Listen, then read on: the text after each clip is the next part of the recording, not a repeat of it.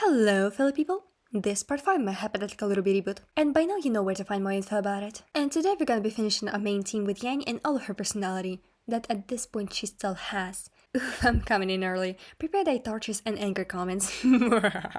Let's tackle the Speedpaint portion first this time so I don't get sidetracked right away. I did a bunch of full body warm-up sketches this time. My goal was to give Yang the muscle she deserves and biologic would have, if not for shoestring reasons of one female anime model fits all. She's now bulkier and has been given pronounced arm muscles and abs. I made them more subtle when coloring line art, but they are noticeable. I struggled with her face a lot too. The 3D lytic takes of me trying to draw it before erasing everything and starting from scratch. One difficult thing was my other goal of giving her and Ruby more facial similarities, so they would at least get something from Tai and not look like copies of their mothers. I don't think I conveyed it well, but they both have a longer nose. When we get to Stark around volume 3-4, I'll draw Salma and Raven having shorter ones. Fuck it, it's really in my head.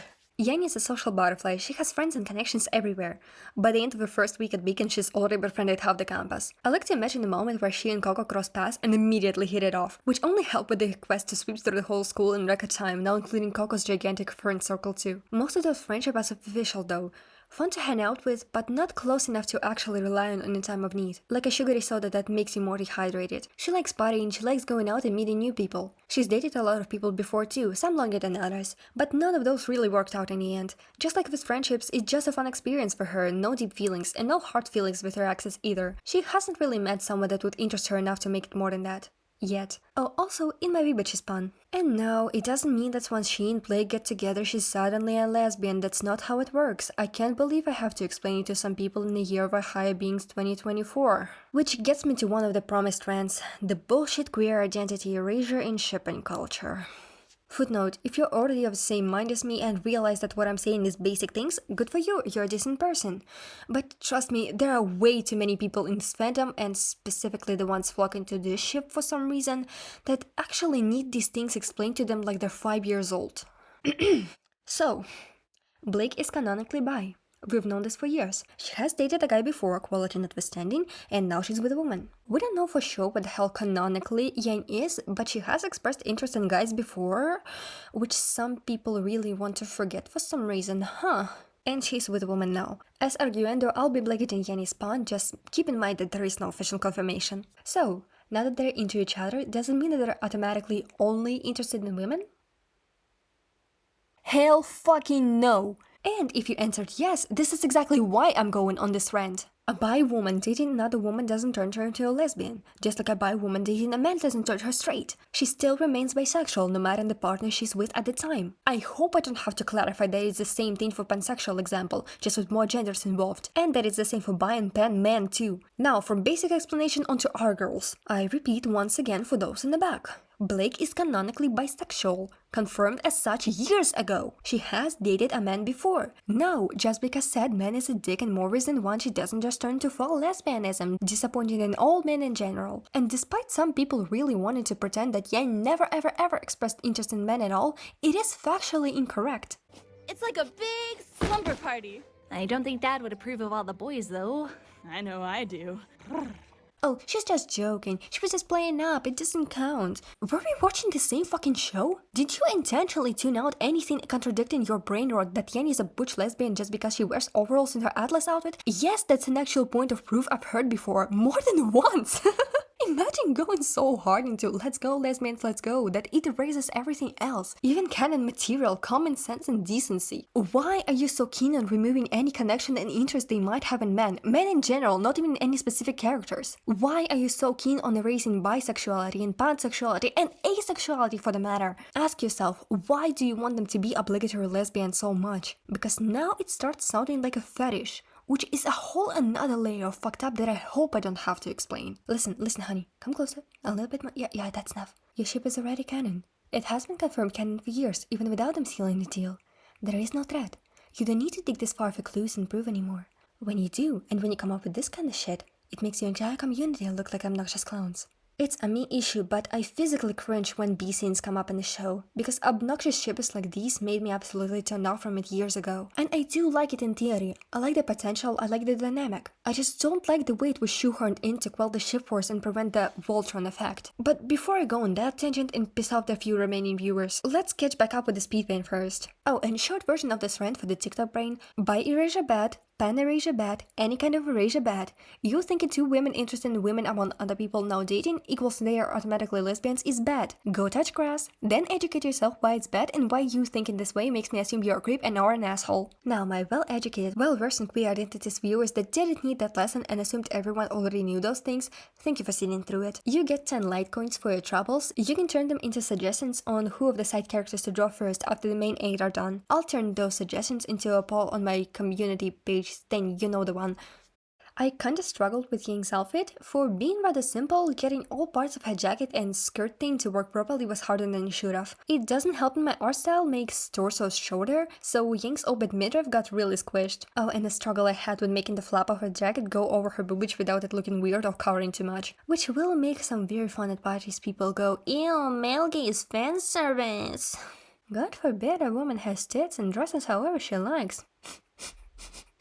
Smells of internalized misogyny and slut-shaming. Yang is hot.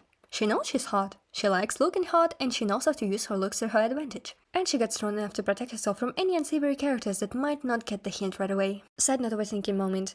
It's interesting how in their closed form, Amber Celica look like some over-the-top chunky bracelets. Something you can easily wear anywhere and, with a graceful flick of her wrist, pull out a fucking gun in case some decal really wants to get to the find out part of fucking around. Definitely wasn't intentional, but is interesting to think about. Yang's hair was another struggle. I just can't do fluffy, I don't know what to say. I had to look at how my friend Eddie does fluffy hair in their sketches to figure this shit out. Stupid fire-looking hair. Actually...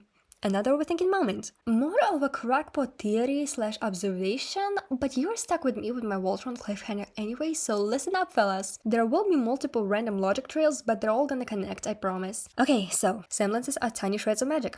Remnants of magic, if you will. That's literally what they call that. They're a semblance of magic people used to have. That's trail 1. Now trail 2. Raven got magic from us, manifested as a shapeshifting power. Then she had Yang. We know from Rose's and more importantly us and Salem's daughters that magic is genetically passed down. Yes, silver is a magic that was established already. So for argument's sake, let's assume a teeny tiny offshoot of magic in Raven got passed down to Yang. Now, since semblances suggest lesser shreds of magic, the tiny bit of actual magic Yang got from Raven got mixed in with her semblance. And that's why her hair is burning, and why it gets progressively more to actual fire territory beyond just graphic improvement. But that's not all. Note when her semblance started evolving into actual fire territory. Volume 6. After she met Oscar and got to closely interact with him. You know, the one who has the origin point of all current world's magic, Salem excluded, chilling in his body? And I hear the Ospen argument forming in your head, but think about it. How often and how closely do you think Yen interacted with him in a year they've been at Beacon? Definitely far less than with Oscar. And those interactions triggered the dormant sliver of magic, which made her semblance evolve more and more. Just imagine, one day they're sparring, she's teaching Oscar hand to hand, activates her semblance to practice with it, and suddenly, what the fuck, my head is on fire! Oh dear, I forgot about that possibility. Also, that would explain why Yang's eyes change colors when her semblance is used. Where else have we seen flashy eyes? Oh yeah, every time magic is used. I rest my case. This is so silly, it doesn't matter at all, but I will be the last one standing on this hill. Back to reality. I made her skin slightest bit tanner, she feels like the Ardossi type, and that's about the only change I made to her colors. It was hard to get her hair to look gold while also not being too overwhelming. Also, speaking of colors, it's funny how some people complain that her new outfits have too much brown, when literally her first outfit is mostly 3 different shades of brown. I think what they actually mean is contrast, because even comparing splash art to her in-show model, there is a big difference. It's noticeably darker, which makes it stand out against her hair better, while Atlas outfit has the light color tan gray she used to have in set splash art. One thing that can be interesting character exploration is Yang being very awkward when actually wanted to make friends with someone, beyond just hanging out. She doesn't care how she comes off normally, so she's just chill and laid back when meeting people. But when she's actually invested, now she starts to overthink her actions to not fumble the bag, which ironically just makes her look awkward instead. Really similar to Ruby in that way, but Ruby's constantly like that. Let's put this one into Yang genetics pile. I also feel like the desire for adventure and going out so much is Yang's way of compensating for her childhood. She was like, what, 6 at most when summer disappeared? We know Ty got busy with work, not to mention the depression he went into, and Crow is constantly on emissions. So yeah, imagine a 6-year-old having to take care of herself and her little sister and deal with the stress of her mom being gone. And if Crow was drinking at the time as much as he does now... oh, that sounds worse the more you think about it. And then we add the whole Raven side plot of her life, which totally didn't come with an extra dish of abandonment issues. Her mom left her other mom disappeared, dad and uncle are too busy, and she's the one who has to take care of her sister. I don't think it's a stretch to say that Yang is terrified of being alone, being abandoned. That's why she always surrounds herself with people trying to fill in that void. Just imagine the extra gut punch after the whole Mercury leg incident. Suddenly, all those loads of friends Yang had are nowhere to be found, thinking she's problematic, she's crazy, they need to stay away just in case. And then we add the whole losing an arm thing, and then being left alone again, with Ruby out of it, focused on bigger goals, Wise taken back to Atlas and Blake abandoning them. And being abandoned is the one thing she hates most of all. But that's in the future. For now she's thriving, going out on weekends and then getting yelled at by Wise for making their team look bad in class by letting homework pile up. Maybe one of those times she'll win a bet and make Wise go with her to one of those parties. Make her less a stick in the mud about it. After which they decide to go on morning jogs together. With Sponge being not that far from Vale, maybe she and Ruby sometimes visit her on weekends, so he wouldn't get lonely without them there. He teases them for just using it as an excuse because they missed him. They joke back that they only miss Zwei, and he threatens to send him to them if that's the case. Foreshadowing? Now that we're nerded out enough, time to go back into fiery pizza rage and pitchforks.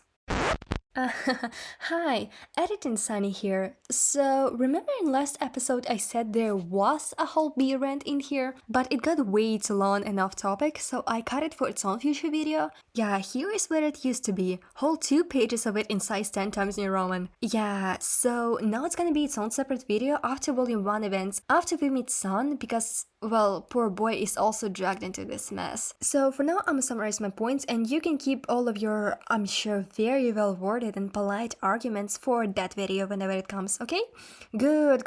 So, I think bees weren't planned from the start. That came after Ruby saw how much shippers liked the idea of these two being together, probably around Volume 2 times, from what we know of Word of God interviews. And then with certain other series and their massive shipping drama having ripple effects on the entire indie series industry, Ruby quickly pivoted to make bees canon whatever it takes, without laying proper groundwork for it because they literally didn't have a chance to at this point. And that's where I'm gonna leave that thought until we get to that separate B video I promised. Well, I don't think I need to come up with something for you to comment on. There's plenty of things I feel some of you already typed, which I am grateful to you for. Your hatred warms my soul and fuels the algorithm. But jokes aside, if you comment something arguing with the shorthand points I made, please do. I will try to address them when we get to the video on it. And while at it, also see something about what I did to Yang. That's kind of what the episode is about after all, lol. Do you like her new bot? What do you think of my criteria on her semblance? And I'll see you on the other side. I'm sure next time we won't get into any controversial topics that will make some people want to shank me. Oh, good luck, Sean. We're both gonna need it.